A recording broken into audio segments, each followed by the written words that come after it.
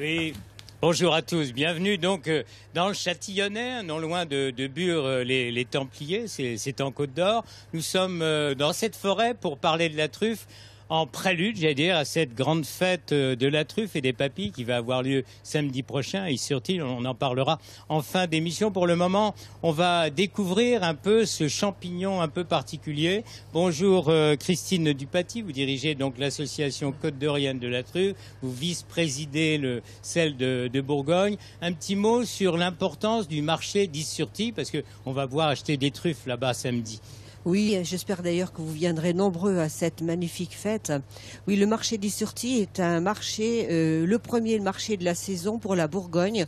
Donc c'est celui qui fait la saison en termes de quantité, mais aussi en termes de prix.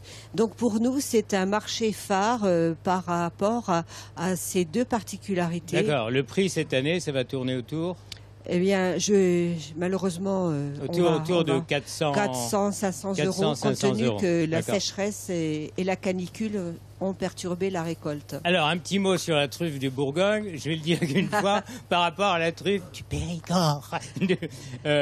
En quoi elle existe, pourquoi elle existe, comment elle existe et en quoi elle est importante? La truffe de Bourgogne est une truffe très ancienne qui était recherchée bien avant le Moyen-Âge. Partagée à la table des rois. Et qui a été la première justement par rapport au duc de Bourgogne à être mise à la table des rois. Et aujourd'hui? Et aujourd'hui, elle essaye de retrouver justement par rapport à la filière, eh bien, ses lettres de noblesse au regard des manifestations que nous démultiplions partout.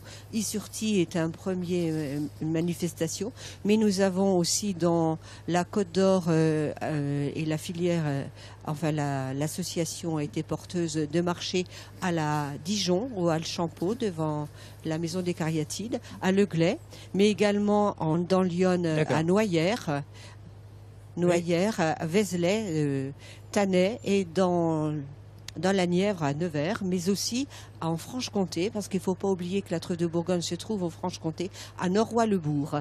Très bien.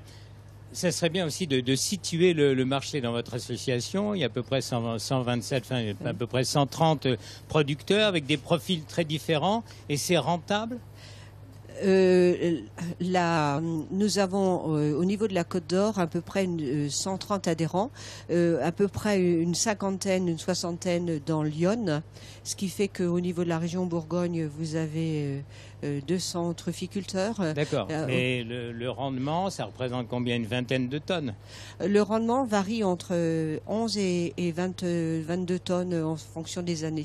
D'accord, parce que la préoccupation de l'association, c'est non pas remettre la truffe de Bourgogne au goût du jour, on la connaît, on la goûte quand même quelquefois, mais c'est changer un peu le mode de vente qui était un peu secret, un peu caché. Vous pouvez vraiment faire quelque chose et quoi? Eh bien, on va essayer justement, et c'est le but de l'association, et puisque nous sommes aussi affiliés à la Fédération française des trufficulteurs, c'est de mettre des marchés officiels et de faire en sorte, en créant des groupements et vraiment la filière, des groupements de producteurs et voire peut-être même une coopérative, eh bien essayer de mettre le marché à la lumière du jour.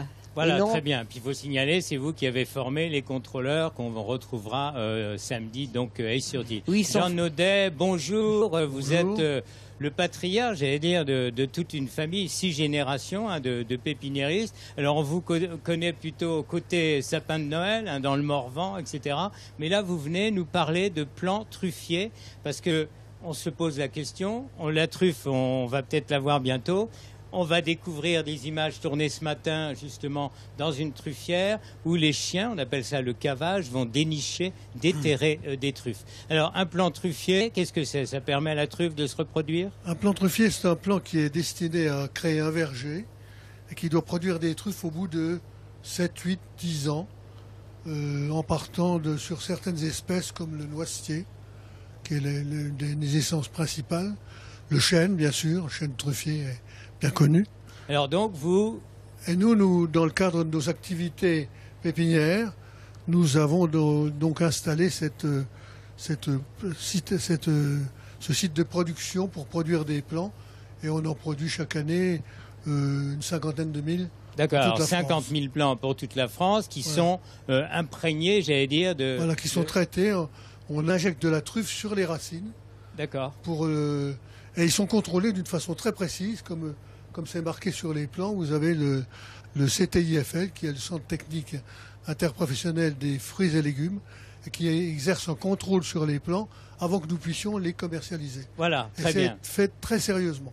Très sérieusement, on va finir un peu moins sérieusement avec Inès Schlave. Bonjour, vous lui laissez votre place, je vous remercie. Bonjour. Pour parler donc de cette fête c'est la 10e édition, mettez-vous là, Oui, merci beaucoup. C'est donc la 10e édition, ça veut dire que ça marche, il y a déjà toute une histoire. Oui, alors il y a 10 ans, effectivement, la fête de la truffe et des papilles a été créée, donc au sein de la communauté de communes des Vallées de la Thie et de Lignon. Et aujourd'hui, c'est l'office de tourisme donc des Vallées de la Thie et de Lignon qui organise en fait ce grand événement en local.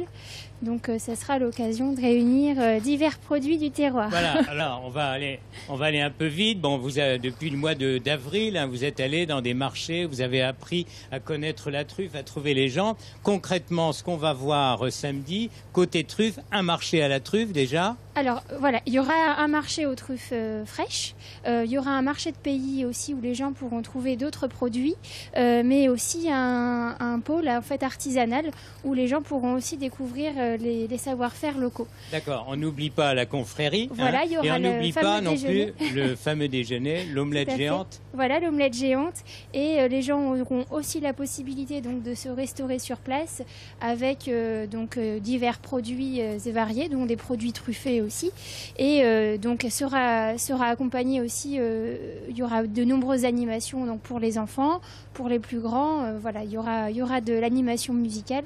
Donc le but étant de passer un moment convivial, festif et gourmand ensemble. Voilà, très bien. Donc rendez-vous samedi prochain à Is-sur-Tille pour la fête de la truffe et des papilles.